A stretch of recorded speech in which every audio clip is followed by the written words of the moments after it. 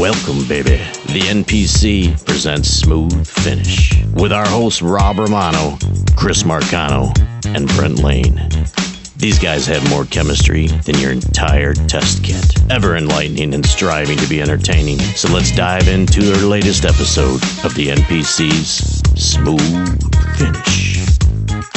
Welcome, everybody, to Smooth Finish. I have with me today Robbie Romano. How we doing, Robbie?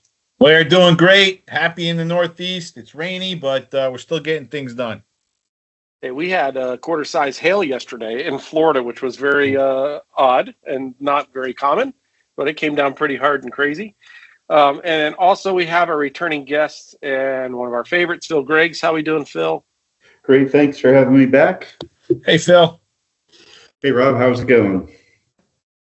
Well, we got to get our experts on whenever we can, right? So today we wanted to get back in touch with everybody on the 1L Cement, and mostly for the reason of our research that we've initiated and started, and it's involving the 1L Cement that is now industry-wide for the swimming pool industry, but really the cement industry.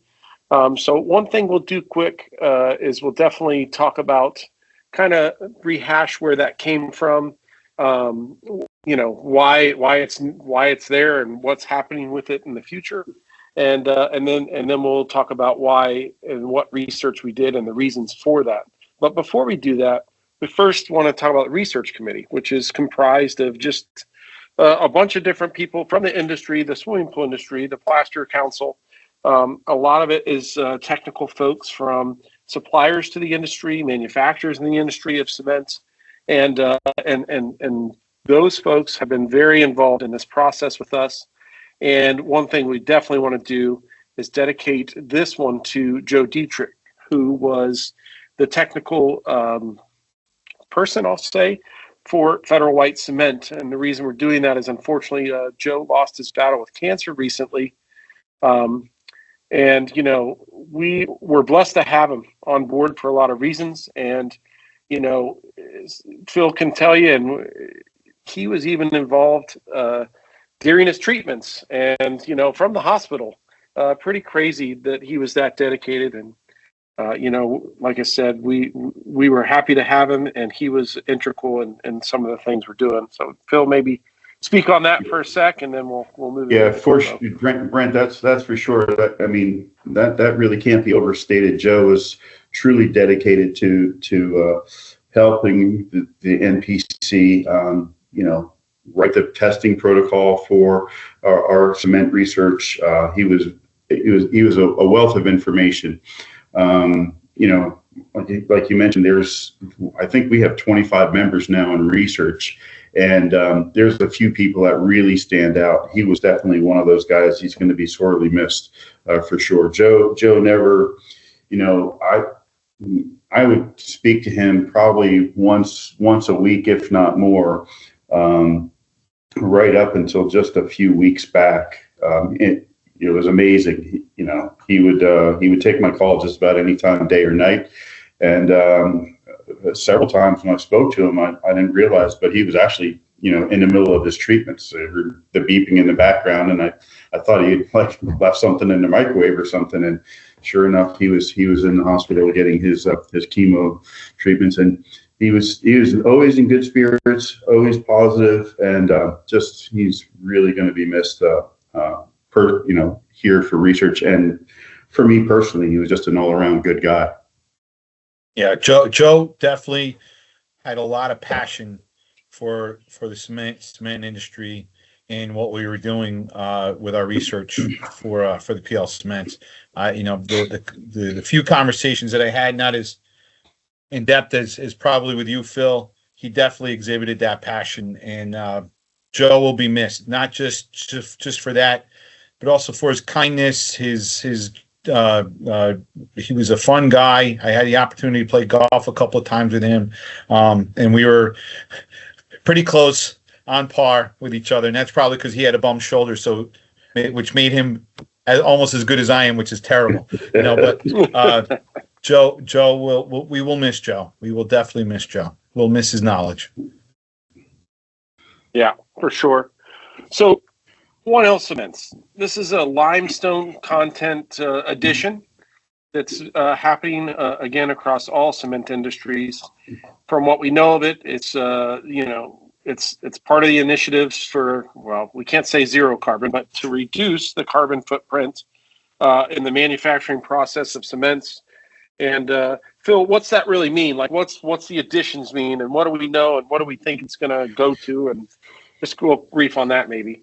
So yeah, it really kind of started a couple of years ago, and we had somebody come and speak at the National Plasterers Council from the Portland Cement Association, and it's not just limited. This carbon neutral thing is not just limited to the cement industry. It's a worldwide movement.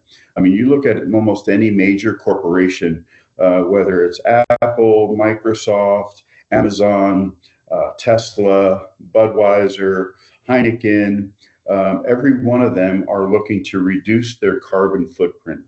The general consensus is that since the Industrial Revolution, the carbon percentage in our atmosphere is continuing to go up. So it's just a prudent thing to do to try to minimize that as much as possible.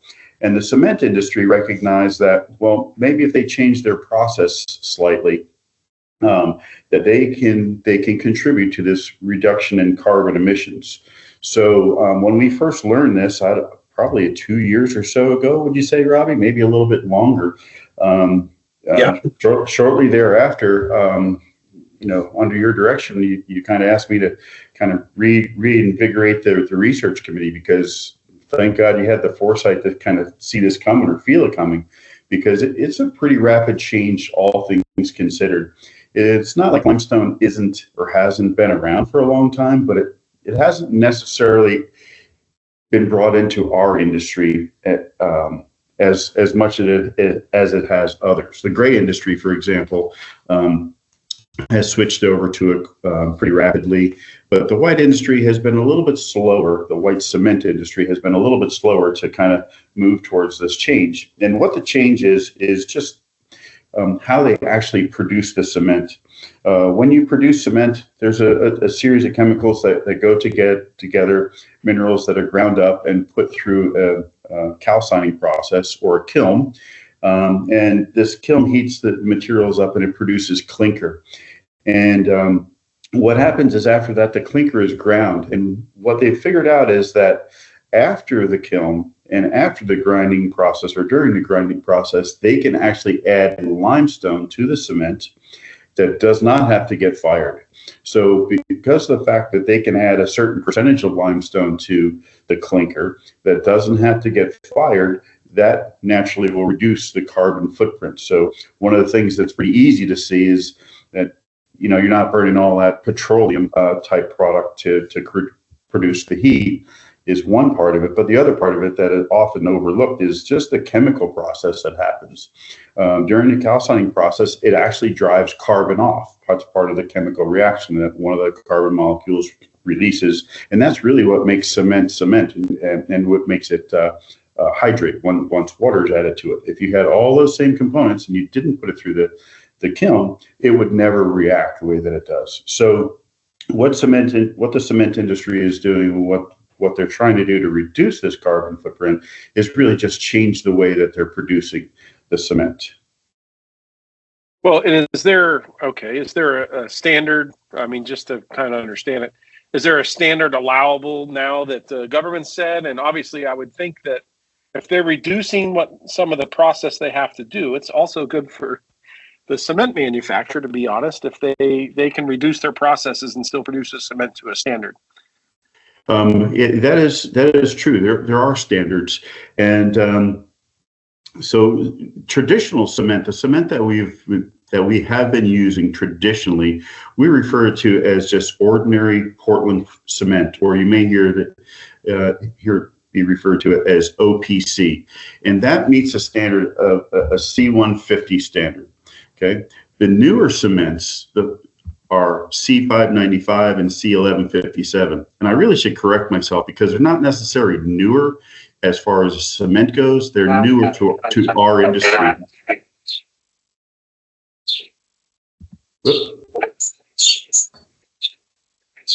Did I lose everybody?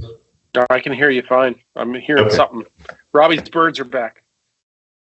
The carbon hasn't killed him yet. They're still alive and chirping. I have to The do canaries this outside falling out of the because I got a whole family on the inside, and we all know what happens when they start wandering around. So to keep things focused, I do it out on my back porch here. So if I have a little chirper in the back, it's better than my kid asking me 20 questions while we're doing this. I guess. we haven't written that off yet, Robbie. It's coming. Oh, it's happening. Yeah. So all right. So do we need to back up or we just carry on? No, you're fine. This stuff's got to stay. This is the best part. No, this is it. So all right, so let me say it another way. So right now, the cement, even C150 cement, the ordinary Portland cement, a few years back, they actually started adding limestone to that cement, but they only added up to say 5%. And it's pretty interesting. Why did they do that? Well, you're right, Brent. It does help production a little bit, right? So that's 5% of the clinker that would go through the kiln that you didn't necessarily have to fire. So it saves a little money, but it also contributes to the strength. And so they figured out, well, if we have 5%, how about 10%? How about 15%? So they started adding more and more limestone to the cement. And as they did, they noticed something, that it continued to gain strength. And up to about 11 or 12%, it actually has a very positive impact on the cement itself. But that is for the overall strength of the cement. What they're trying to do is reduce carbon footprint. So in order to reduce the carbon footprint, they're looking to get, when I say they, the industry is looking to press the limits, right? They want to try to save as much carbon as possible.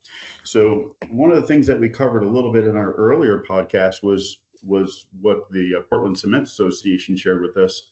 And that is that they have a roadmap to carbon neutrality. They are trying to become carbon neutral by the year 2050.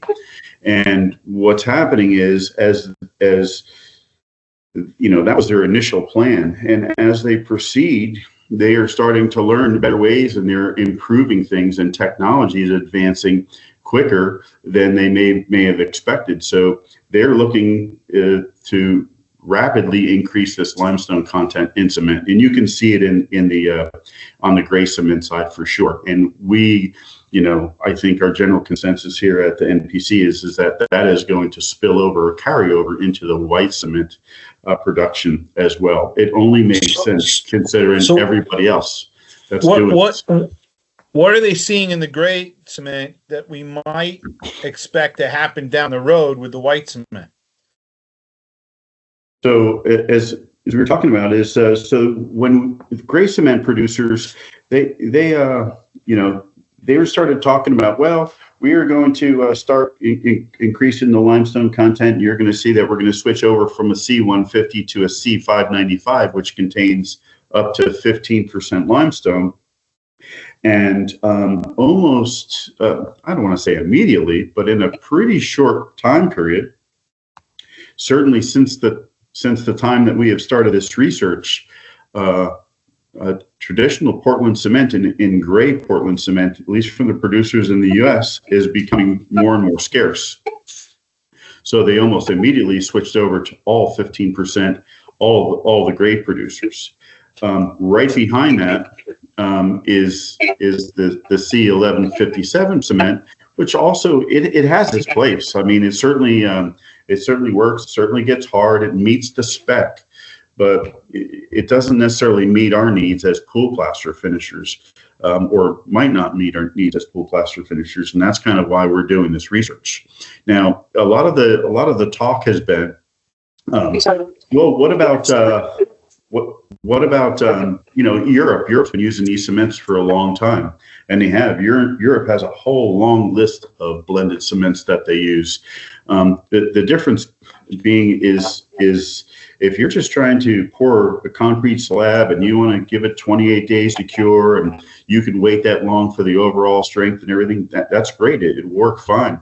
But when you're in the plastering business, I mean, we're mixing this stuff, troweling it, exposing it and filling it up many times the same day or the very next day. So we're really concerned with the high early compressive strength, the longevity, how well it's going to, how long it will, withstand just normal wear and tear when properly maintained. Is it going to affect us on startup? Is it going to affect, many things that we're looking at? Well, right. And we're a thin application. So there's a lot of things we do different that most people don't with cements, for sure. So, yeah, I think that kind of leads into what we're wanting to talk about a little more today is just the research. Like, this led us to the research. So we're seeing all this stuff happen. We know it's coming. And it was interesting. I think a lot of suppliers were introducing or supplying this to the industry with a lot of guys not even knowing. So there was some, like, I would guess, self-adjustment on job sites that people were doing, not realizing they were doing it because the cement had changed to some extent. It was just what was being supplied. But we ultimately see a reason to be, testing this. And that's, we put some good money and a lot of great minds behind the research. And so, we're testing in a lab, not in the field. I think we have plans for that down the road, but, Phil, you're the chair. Why'd we choose the lab first? Well, a couple things. If we could back up just a little bit about the cement suppliers, because sure. One of the things that is interesting is, so as a cement producer, they make their cement to meet a specific standard. So pretty much everybody goes up, follows these ASTM standards. So when they produce the cement, they want to make sure that it meets certain chemical criteria, set time, compressive strength, those sort of things. So the cements that they're producing, they check all those boxes. Where the introduction happens, or where the question happens, is how we treat it and how we use it in our particular application. And quite honestly, like you mentioned, Brent, it's a thin application compared to a lot of the other cement products that you use. Here we go with the echo again. So in a lot of the cements that we use in many of the applications, they're much thicker than what we do in the swimming pool industry. And the water to cement ratio is slightly different. There's a lot of differences. We're a little bit unique, but so why do we test it in the lab versus in the field? Well, first of all, is in the lab, you can control the variables. There are so many different variables when you get out into the field that if you can't control your variables, you're not going to get true, accurate, repeatable testing. So you won't really truly understand the nuances or the differences. And what we did in our first round of testing was we were very selective about the cement that we tested and how we stored it, and what we got. We were specific in making sure that the cements that we got from different suppliers, that both versions of their cement, in other words, if we got a C150 cement and a C595 cement, for example, and we were comparing those two, that both of them were made from the same clinker. Because as cement producers have different points of origin, or their money to cement production is based on their raw material feed, right? So if you're getting raw material from one location and raw material from another location, that can affect your test. So to try to keep things very even, we wanted to make certain that we got cements from supplier A, for example, and the base clinker, the material that makes up the ordinary Portland cement, and the limestone cement, the base clinker was exactly the same. So the real difference was only just the added limestone. So this way we had a fair comparison between the two items. And we did that for three different suppliers. Yeah, that's a great control feature that, maybe some wouldn't think of, just to make sure that, because you could ask suppliers, they, like you said, they have different sources from everywhere, but that's great to be able to say that, that our control sources are the same, and it's just the additives that are different. Right? So, I want to jump on the different suppliers. I mean, we have to kind of equally test everybody, so that it's not like one pointing finger. God forbid something does go the wrong way. It's not we're singling one thing out. These suppliers are they have their own mines and their own cements, but ideally the conditions are the same because the standard's the same, and they're trying to meet that standard equally. So we were trying to create a totally non-biased scenario with that, right? Absolutely, and we were very careful to do that. A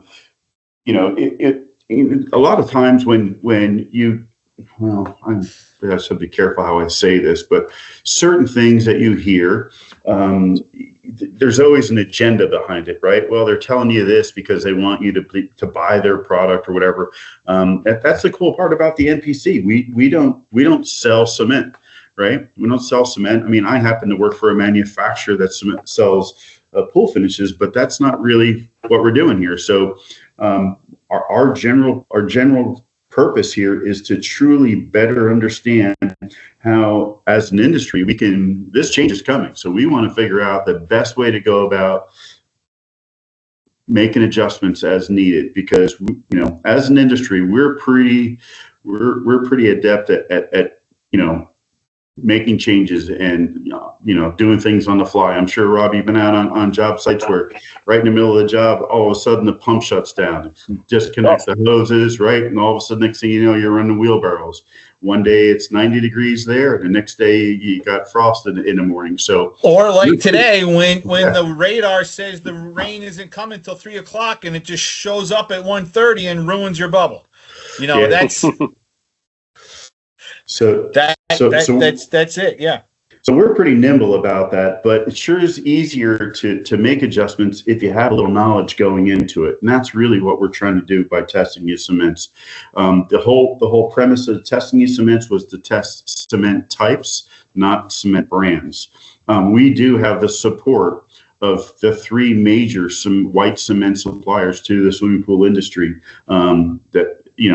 that are cooperating with us and helping us along the way with this research. They're part of the research committee. They have a voice, but they don't control what we're doing completely.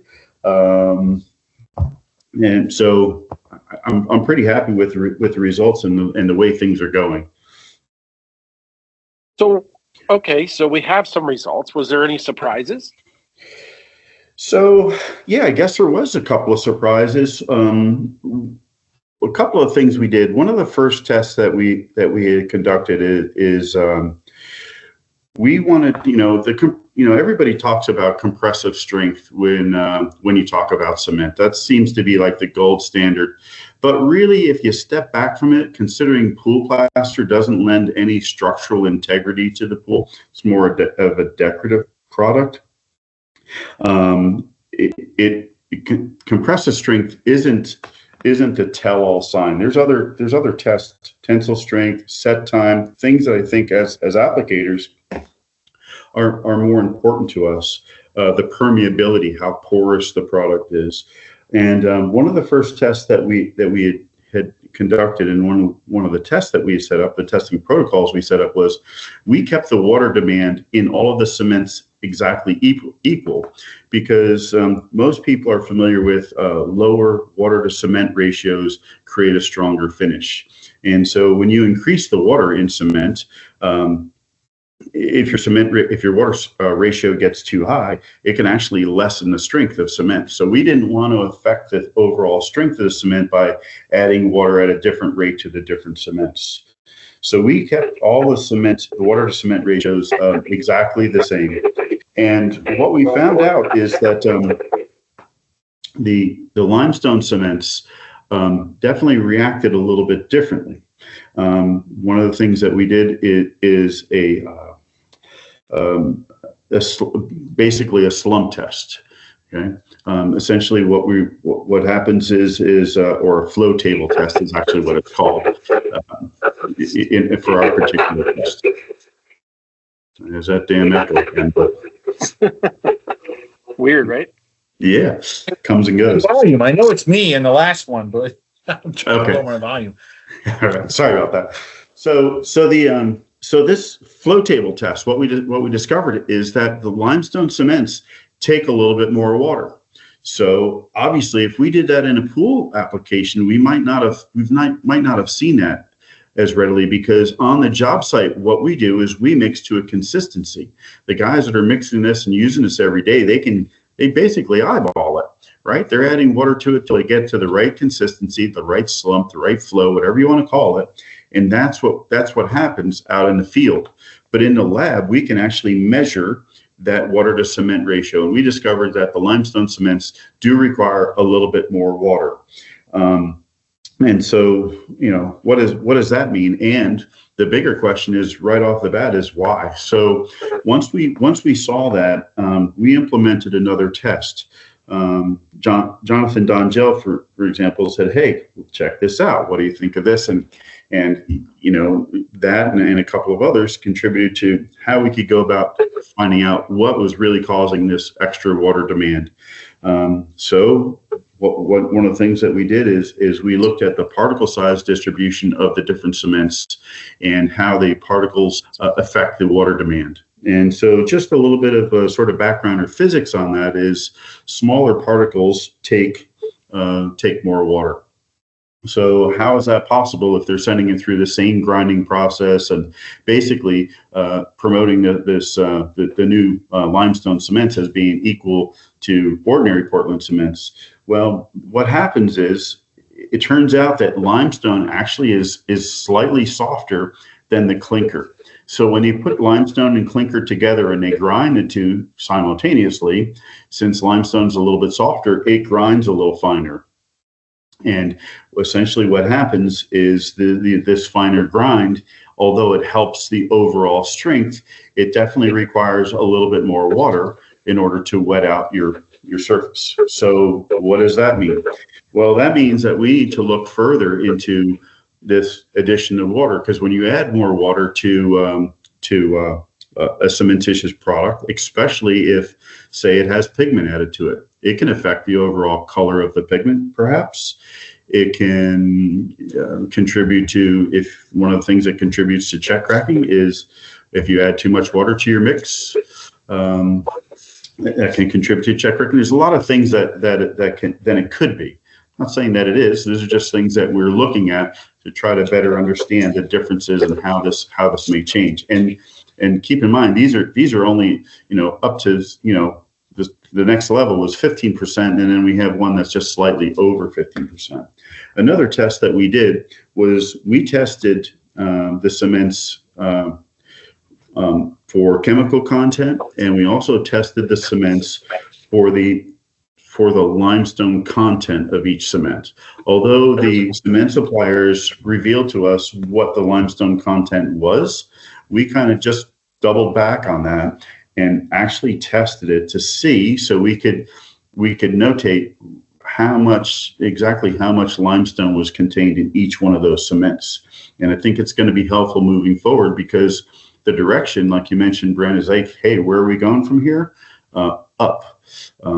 Ultimately, the cement industry as a whole, because of global pressure of making things greener, improving the environment, all of those things, the pressure is to continue to either increase the limestone or do something to improve the overall carbon emissions produced by cement and the production of cement.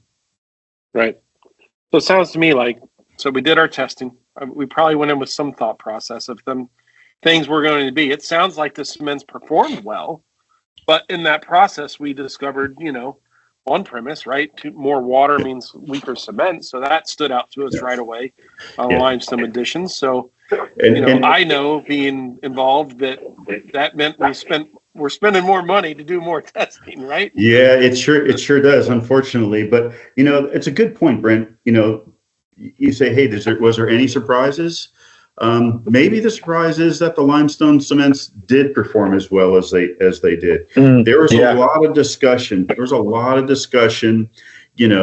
Around the campfire, if you will, about, oh, this is BS. That's just filler. It really doesn't do anything. So a lot of times when there's additions to the clinker or the ground clinker, are not really new to the cement industry. There are things that you can add, fly ash, slag, all that help the overall strength and that have what they call a pozzolanic reaction. So these products, fly ash and slag, for example, you can add to your limestone, and you can do it at a pretty high percentage, which kind of extends the cement. And essentially, what I mean by that is this pozzolanic reaction actually helps produce more cementitious-like products. So, without getting too deep in the woods with this, for illustration purposes, I put it like this: a well hydrated cement, let's say it forms a triangle, for illustration purposes. But sometimes it doesn't form a triangle. Sometimes it only has two sides. And the pozzolan creates or helps finish that hydration process or the curing of cement, and it helps complete the triangle, if that makes any sense. So when you have incomplete hydration in cement, which you always have a little bit of this, okay, when you add a pozzolan to the cement, it helps produce more cementitious-like product. Limestone does not do that. Limestone is more of what they refer to as a nucleation point. It's a smaller particle that fits between the particles of cement. And as cement hydrates, basically it sort of knits itself together. There's a fine fibrous type product that is formed, and these limestone particles, the really small particles, actually create a very good place for the cement to grab on. It almost helps it hold together.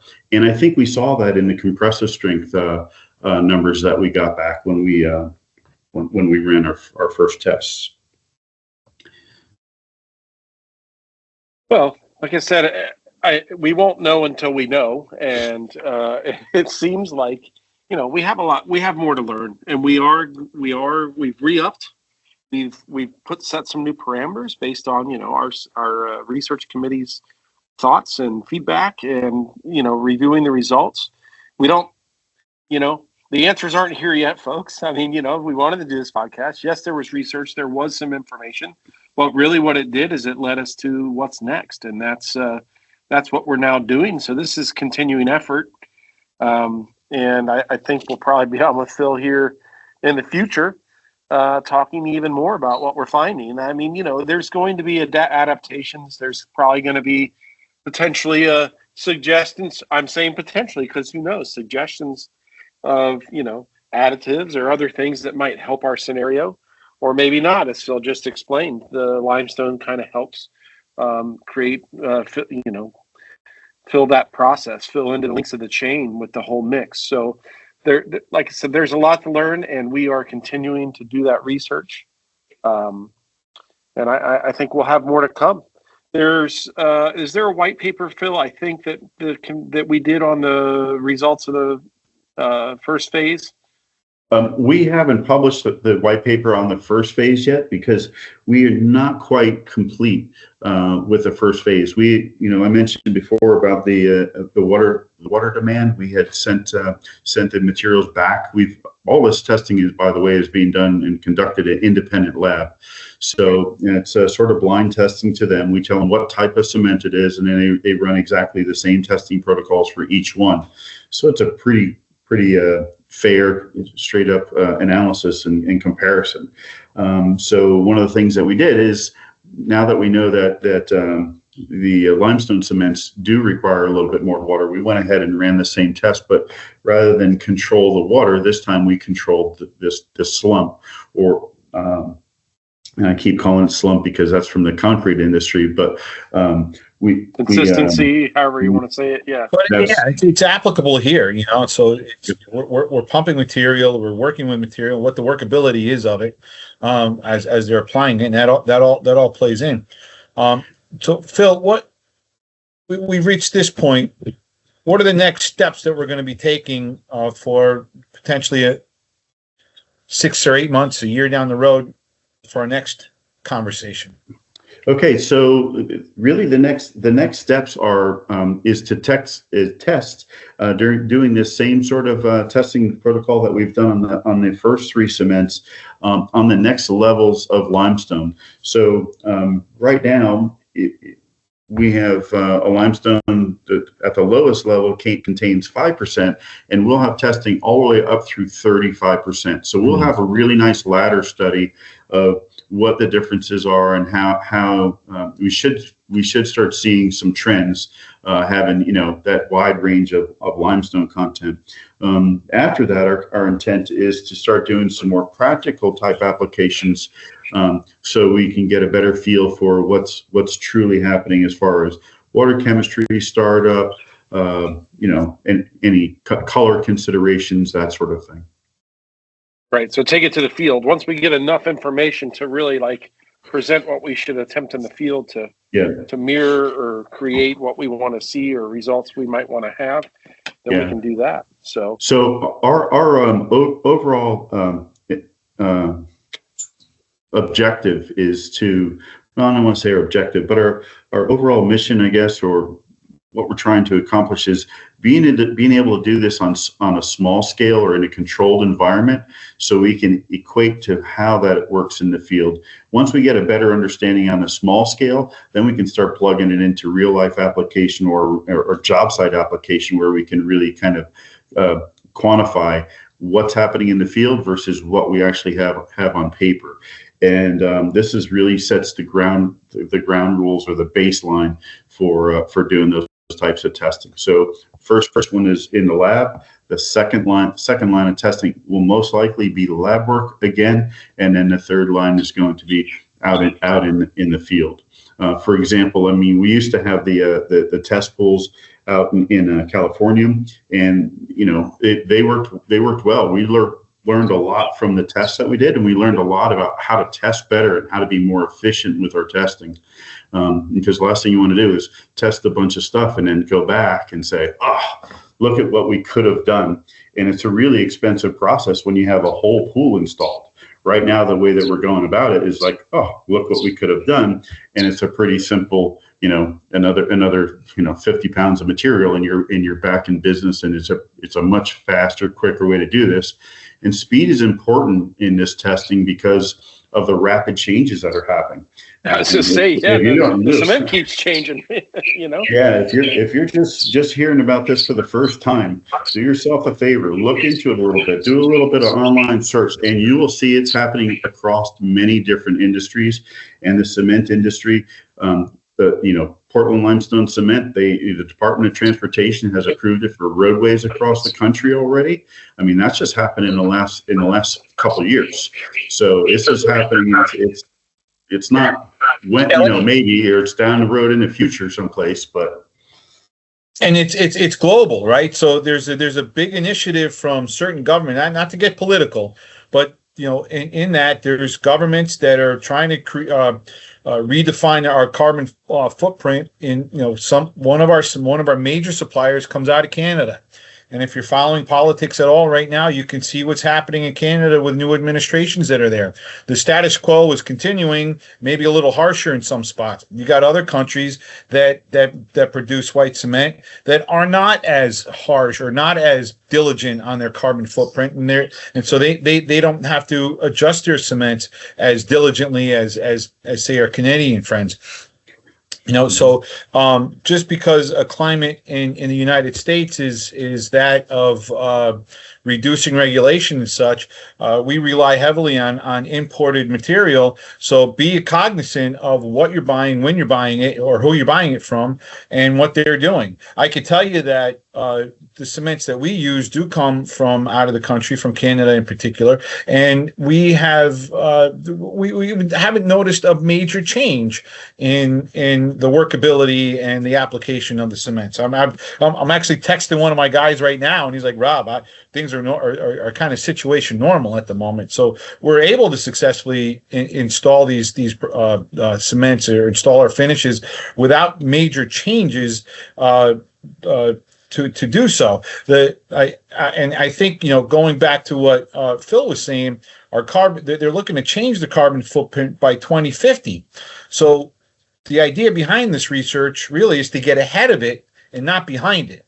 And we're kind of going along with it, but we're lucky that we have these cement companies that are willing to play along with us and, correct me if I'm wrong, manufacture cements that kind of fit that future process. Is that right, Phil? Yeah, absolutely. And they're actually very appreciative of the work that we're doing, because there hasn't, there's a lot of testing on gray cement. You can search it, you can pull it up. There's books and books on gray cement.